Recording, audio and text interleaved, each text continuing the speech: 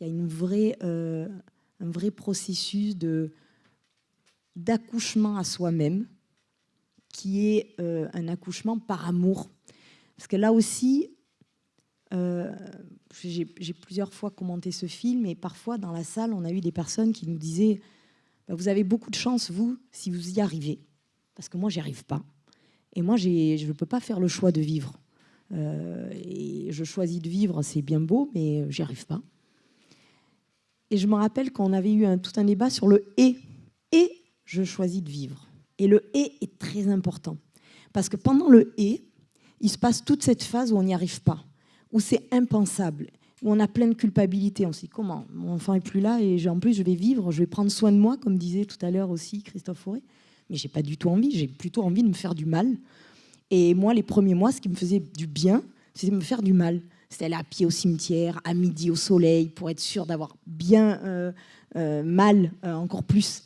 Parce que je me dis, avec ce qu'elle a souffert, je ne vais pas en plus ne pas souffrir. C'était le minimum que je lui devais. Et tout ça aussi, ça participe d'un cheminement magnifique où ce qui aide le choix de vivre après cette étape du « et » qui est très longue, c'est un choix, pas de vie, c'est un choix d'amour. Parce que ce qui nous conduit, et là c'est pour ça que je veux absolument que d'autres parents le témoignent, c'est qu'on se dit que si on ne vit pas, alors notre enfant est mort pour rien. Parce que la seule personne qui peut encore lui offrir une place parmi nous, qui peut le faire vivre, qui peut en parler, qui peut rappeler tout ce qu'il inspire, ben c'est nous, ses parents. Et qu'il a besoin plus que jamais de nous pour continuer à être parmi nous, à être ce point rose dans le monde bleu, le nôtre, mais aussi ceux des autres qui vont voir le bleu plus intensément parce qu'il y a ce rose à côté qui le fait ressortir et qui rappelle l'essentiel. Et donc, c'est un vrai choix d'amour qui conduit au début à rester debout pour ses enfants, et ils nous le rendent au quintuple. Et le plus beau défi d'amour, c'est aussi quelque chose que j'aime rappeler parce que c'est du vécu. Aimer nos enfants quand ils sont là, c'est beau, mais c'est facile. On peut même se contenter de leur préparer le matin le petit déjeuner, le repas, leur faire un cadeau à Noël, à son anniversaire, et puis voilà, on les aime. On peut confondre même ça avec l'amour. Par contre, quand ils sont plus là, que physiquement on ne peut plus s'occuper d'eux, alors il ne nous reste plus que l'essentiel de l'amour. Il faut aller le chercher à l'intérieur. Il faut continuer la relation, l'inventer par des rituels, ce qu'on a vu dans le film. À chaque anniversaire, on peut, et je trouve ça magnifique, nous c'est ce qu'on essaie de faire à l'association, encourager les parents, plutôt qu'à fuir cette journée, la célébrer, parce que l'anniversaire de naissance de notre enfant, c'est à jamais l'anniversaire de naissance d'un amour inconditionnel, qu'il soit présent ou pas, on reste son parent toute sa vie. Comme un enfant qui perdrait son papa tout petit, ça resterait son papa toute sa vie. Eh bien, nous, on reste les parents de notre enfant, vivant ou défunt, toute sa vie. Et c'est aussi ce que l'association essaie d'apporter, c'est de changer le regard, parce que quand on parle de notre enfant défunt, pour nous, on parle de notre enfant. Il a beau ne pas être là. Moi, Carla Marie, j'en parle tous les jours, dans ma tête ou aux autres, mais elle est présente, et j'ai 2 filles, une que j'ai avec moi, que j'ai cette chance-là, une que je n'ai plus là, mais qui est tout autant avec moi. Mais j'ai bien conscience que pour beaucoup de gens, quand je parle d'elle, je parle d'une morte, et que ça fait peur aux gens. Et je ne sais pas comment moi j'aurais réagi si je ne l'avais pas perdue. Donc c'est là que le regard de l'autre, c'est à nous de le changer. C'est pour ça que ce film est très important. Peut-être moins pour les parents, parce que finalement, ça parle de choses qui nous sont tellement familières. Alors ça nous fait du bien, ça nous déculpabilise, et puis ça nous encourage. Mais c'est aussi pour ceux qui ne l'ont pas vécu, de se dire « Ah, mais donc, c'est pas pathologique. Fêter l'anniversaire d'un enfant défunt, réunir ses proches, imaginer des choses très belles, ben peut-être que ça a un vrai sens, et peut-être que c'est ça, et peut-être que c'est pas juste bien pour les enfants défunts. Pourquoi ça ne serait pas bien pour tous les défunts, tous les êtres chers qui nous manquent?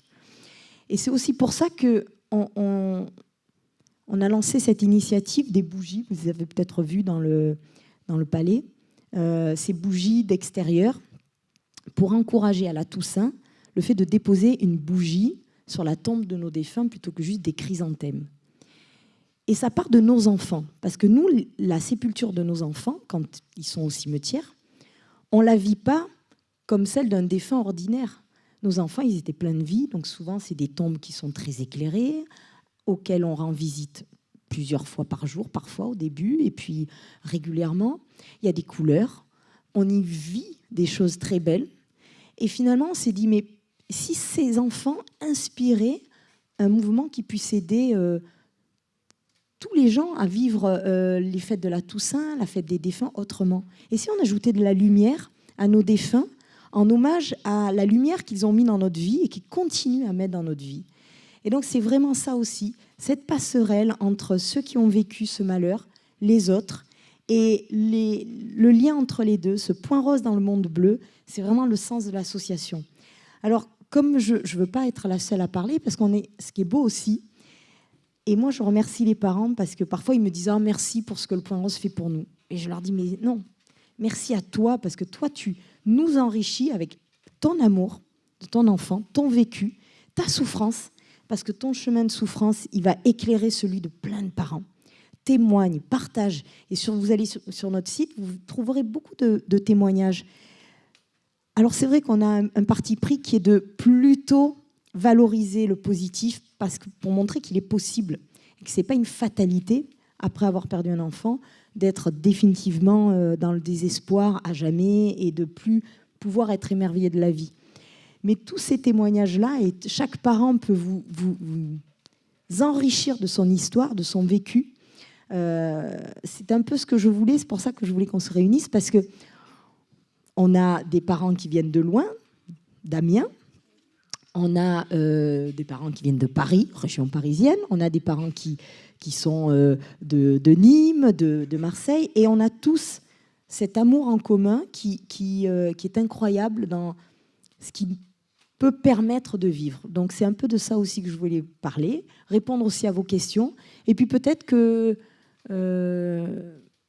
ceux qui veulent, de nos parents, que vous puissiez dire un petit mot par rapport au film que vous connaissez, par rapport à votre vécu, par rapport à l'association, par rapport aussi à la société qui ne nous aide pas toujours, mais il y a beaucoup de choses qui commencent à se faire, notamment administrativement avec la CAF que j'ai la chance de côtoyer, qui a mis en place des choses pour que ce statut de parent d'enfant défunt soit enfin reconnu, parce que c'est vraiment important aussi. Voilà, c'est de toutes ces choses-là qu'on peut parler. Alors, qui se sent de commencer par dire un mot ou poser une question?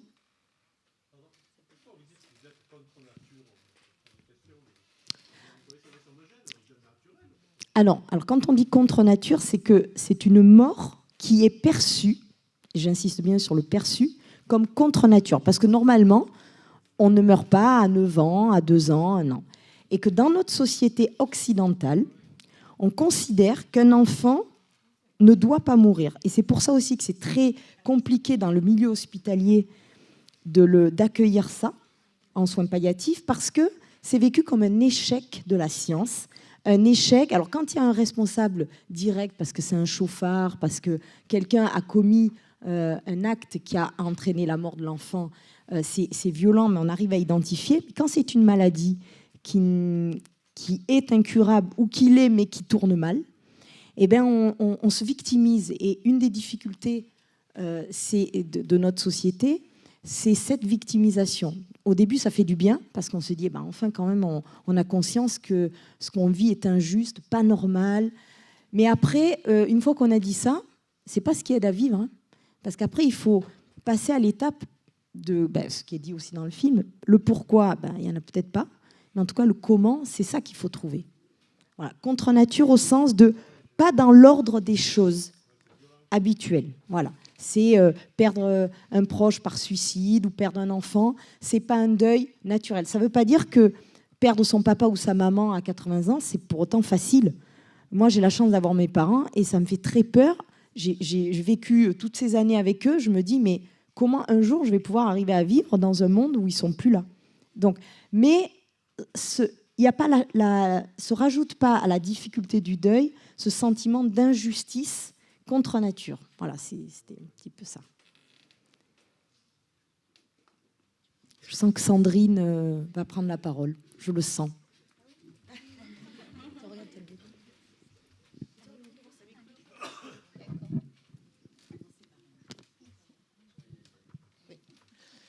Alors bonjour, je m'appelle Sandrine. Je suis la maman d'une petite Roma qui est partie il y a 3 ans, à la veille de ses 4 ans.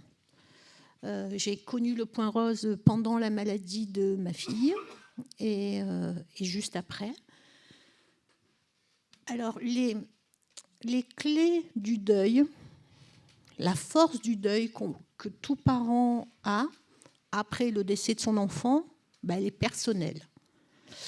Moi, l'association m'a donné quelques moyens, quelques outils. L'association, mais surtout mes amis, mon cercle proche, ma famille et mes amis.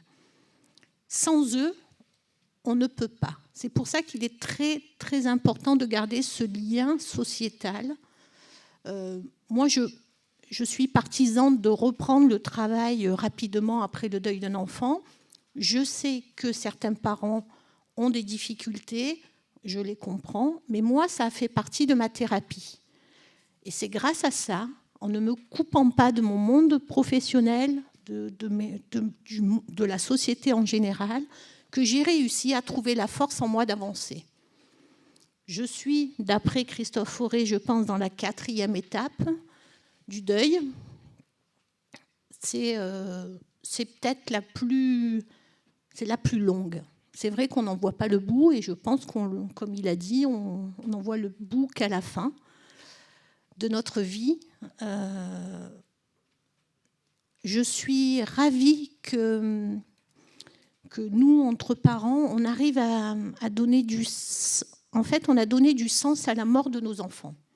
Voilà, on a réussi à donner du sens parce que on est des individus, mais on est les mêmes d'apparence avant la mort de notre enfant, mais on est foncièrement différents dans notre réflexion, dans la façon d'appréhender certains événements de la vie.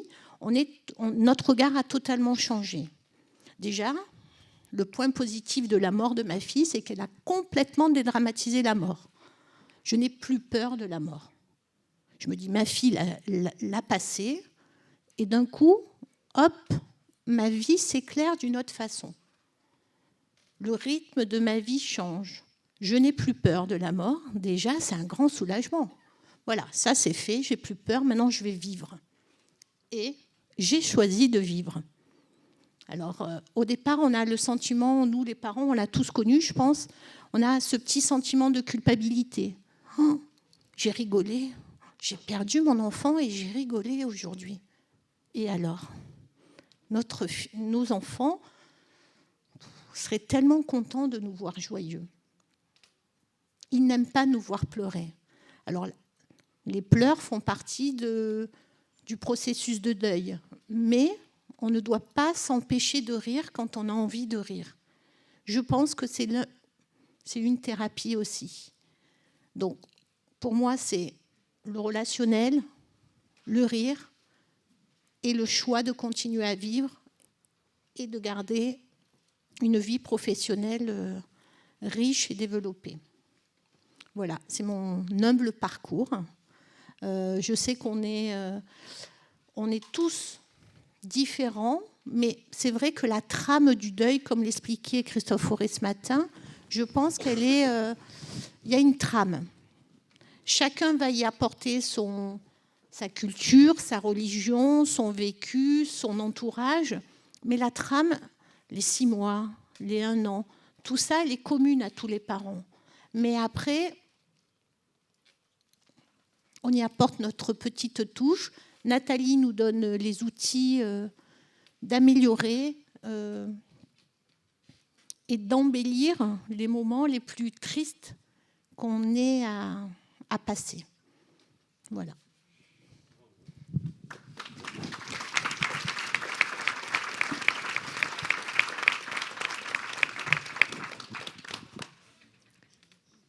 Qui veut témoigner dans la salle ou parmi nos parents, même ceux qui sont cachés ici? j'insiste sur les papas parce que vous avez un vécu magnifique. Et vous êtes un peu plus dans l'ombre. On prend beaucoup de place, nous, les mamans, parce qu'on parle plus, parce que on est un peu plus devant. Vous nous laissez cette place. Mais chaque fois que vous parlez, que vous écrivez, que vous faites quelque chose, il y a une force de vie et d'amour dedans qui est tellement intense que je vous encourage à le partager. Et ça aide tellement de papas.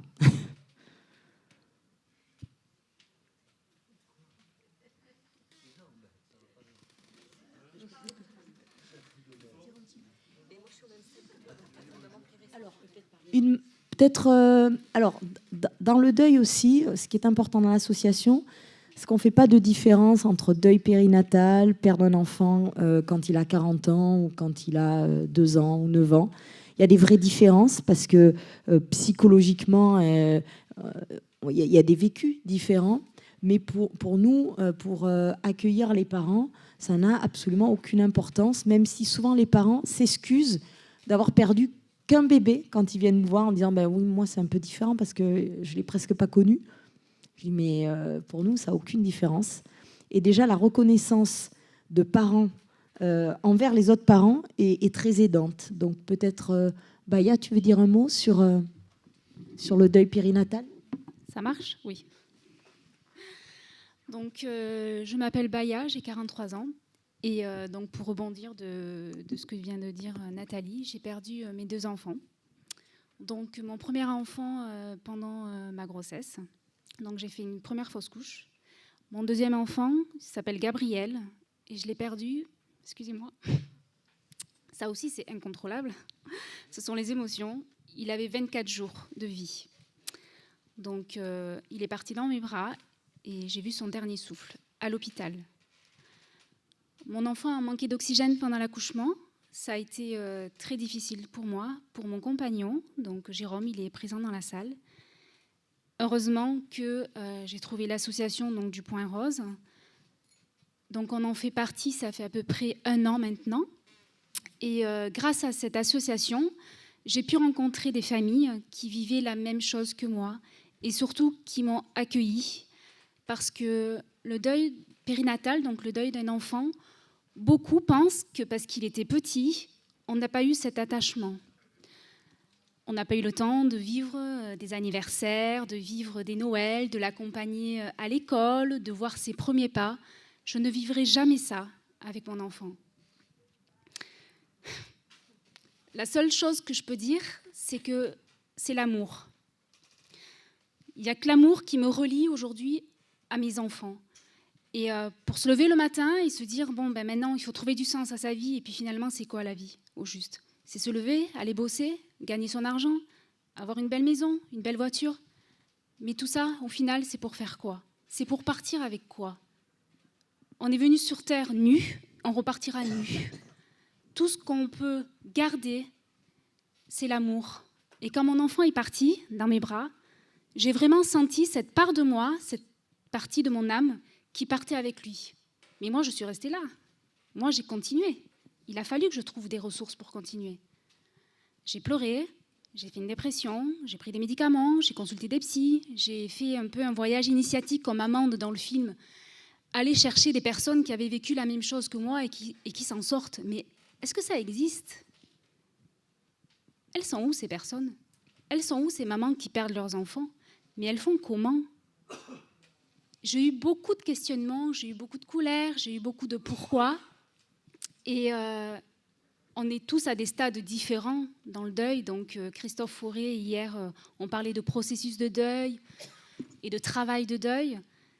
Je sais que c'est jamais fini, mais je sais que ça en vaut la peine. Pour moi, pour mon compagnon, et puis pour Gabriel, parce que non, il n'est pas parti pour rien. Il a donné un sens à ma vie et aujourd'hui, je peux dire que je suis une professionnelle différente parce que beaucoup plus humaine, beaucoup plus en amour aussi. Je suis infirmière sapeur-pompier professionnelle. Je passais ma vie à sauver des vies parce que c'était le cœur quand même. C'est le cœur du cœur de mon métier. C'est de voir des choses dramatiques, d'avoir cette force en moi qui me poussait à sauver des gens. Et j'ai pas pu sauver mon enfant. Franchement, vous vous rendez compte? La maman qui n'est pas capable de sauver son enfant. Mais c'est ignoble, c'est horrible. C'est une culpabilité qui m'a rongée pendant des années. Mais finalement, c'est pourquoi? C'est parce qu'il y a un sens derrière. Et je remercie le Point Rose d'avoir rencontré des mamans, des papas, des familles.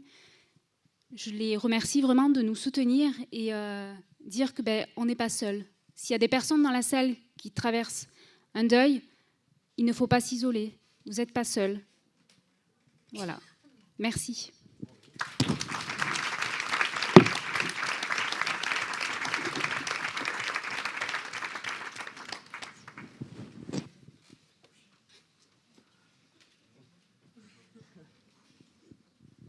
Un autre, Adeline, qui, avec Cédric, qui ont créé une antenne régionale du Point Rose dans le Nord, donc autour d'Amiens, et qui, du coup, aide aussi des familles et développe l'action ailleurs que dans la région. Donc, bonjour à tous. Moi, je m'appelle Adeline. Donc, comme vient de dire Nathalie, je viens de la Picardie. J'ai également perdu ma fille de 8 ans qui a eu un cancer, une tumeur cérébrale, il y a 2 ans.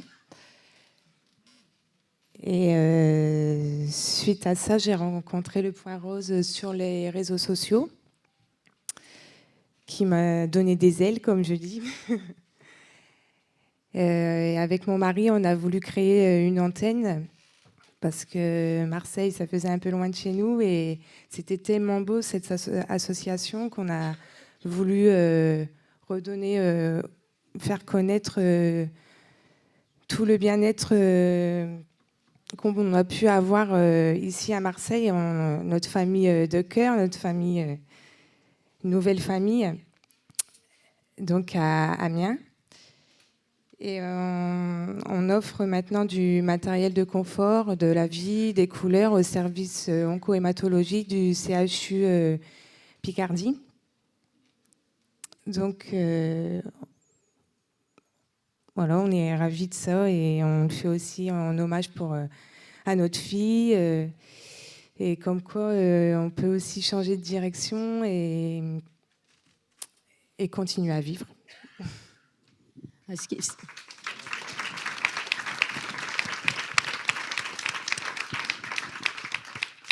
Ce qu'Adeline met vraiment en avant et qu'on vit, c'est aider. L'entraide est thérapeutique. Et une des clés, quand on a vécu le drame de perdre son enfant, donner du sens en aidant un autre parent ou en aidant d'autres enfants à mieux vivre leur maladie ou leur fin de vie ou leur deuil, ça, c'est une ressource considérable. Les mots qu'on n'a pas pour soi-même, on les a pour les autres. Et quand on les dit aux autres, on se les dit un peu à soi-même. Et ça produit un vrai effet thérapeutique qui est extraordinaire. C'est ça aussi, cette chaîne de solidarité qui permet aux roses et aux bleus d'être en lien permanent et de s'enrichir mutuellement.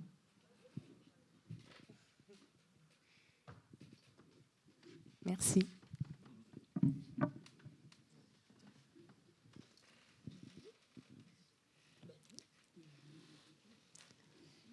Il y a quand même Nathalie et Lydie qui n'ont pas parlé. Grosse pression. Peut-être un mot, Nat, sur ce petit chemin spirituel, comme l'a défini Christophe Auré, c'est-à-dire on ne parle pas de religion, on ne parle pas de croyance, on parle de cette quête de sens qui fait qu'on ne se posait aucune question de savoir si ça avait un sens ou pas de vivre, mais quand on vit un deuil aussi brutal, forcément on se pose la question, est-ce qu'il y a une possibilité raisonnable, qu'il y ait un sens à tout ça, que malgré le non-sens total qu'on vit, il puisse y avoir quelque chose de plus grand. Et je parle de ça parce que Nathalie, avant de se rencontrer, on a échangé sur les réseaux. Et vraiment, la personne qui m'a fait rencontrer Stéphane Alix, qui m'a fait rencontrer beaucoup d'auteurs qui ont nourri ce questionnement que j'avais d'essayer de voir s'il y avait des témoignages, des choses un peu qui pouvaient donner de l'espoir quand il n'y en a plus, de ramener notre proche. Alors, En fait, j'aurais beaucoup de choses à dire. Alors, je vais essayer d'aller à l'essentiel. Effectivement, je me suis réfugiée dans les livres.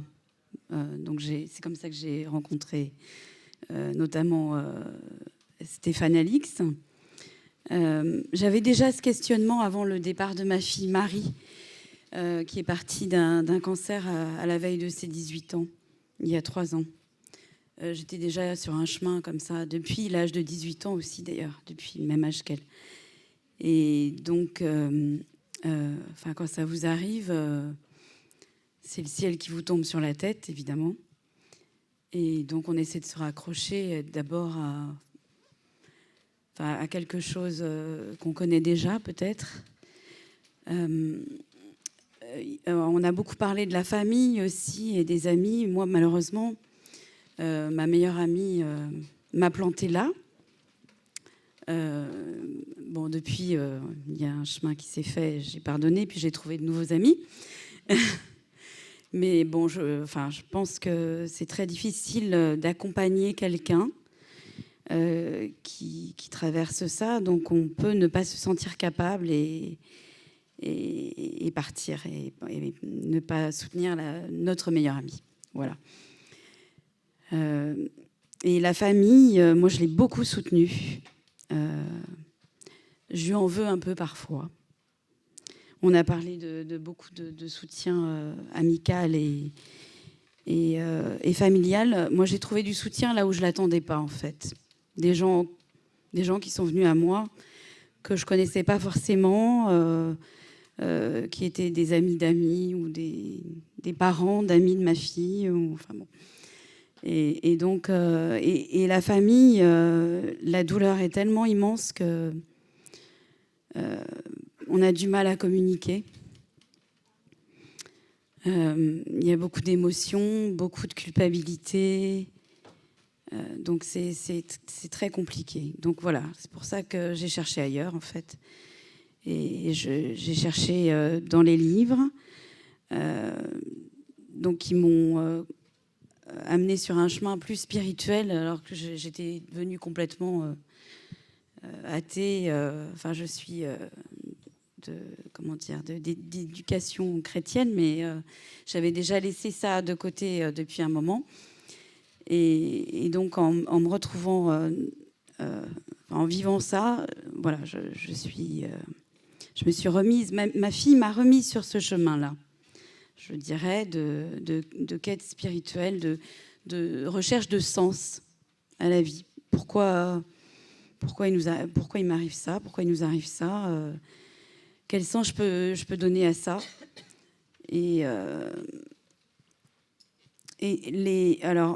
Une petite digression. En même temps, j'ai rencontré le Point Rose par les réseaux, d'où l'utilité des réseaux, je voudrais le dire aussi, parce qu'ils sont souvent très critiqués.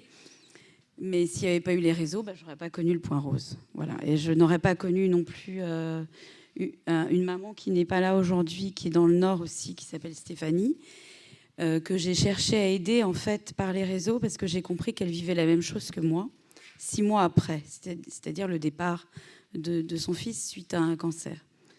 Et donc c'est comme ça qu'on a commencé à échanger. Et elle connaissait déjà le Point Rose. Et c'est comme ça qu'elle m'a fait connaître le Point Rose. Et moi, je lui ai beaucoup communiqué de lecture.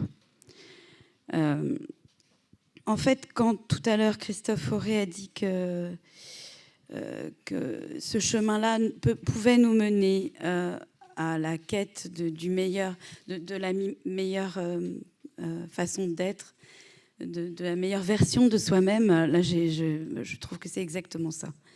C'est-à-dire que, avec ma fille, j'avais une relation très fusionnelle. Je l'ai beaucoup aimée.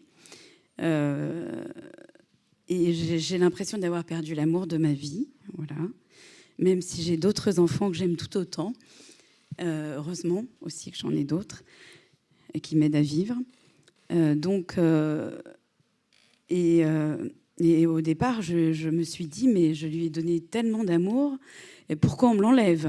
Je suis par ailleurs enseignante aussi avec donc auprès de jeunes enfants, et je me suis aussi dit, je m'occupe d'enfants depuis des années, je leur donne beaucoup, et on m'enlève ma fille. Hein, mais c'est voilà, là je retrouve aussi ce que tu as dit, Baya, et un sentiment d'injustice énorme.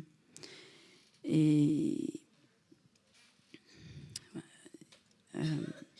voilà. Et ce qui, là, je rejoins tout à fait ce qu'a dit Baya aussi.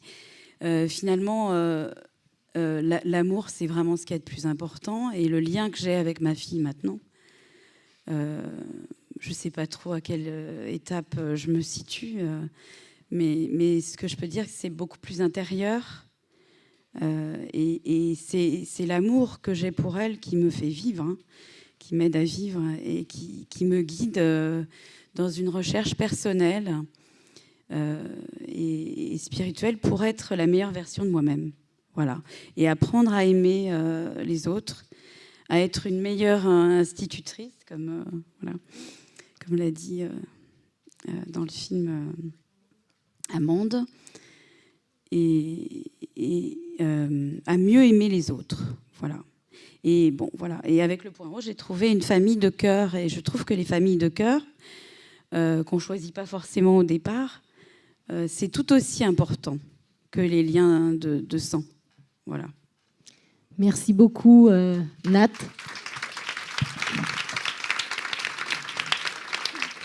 Je crois qu'on aimerait encore témoigner pendant des heures, mais que la suite attend. On a une petite alerte. Voilà. Enfin, en tout cas, un grand merci pour vos témoignages. Et voilà, moi, je considère que c'est effectivement l'amour, comme dit Éric Dudoit. Il va falloir qu'on s'aime pour s'en sortir. Il disait sous forme de boutade. Mais nos enfants, on ne les perd pas. Ils restent tellement présents, comme tous les êtres chers. Merci beaucoup, Nathalie.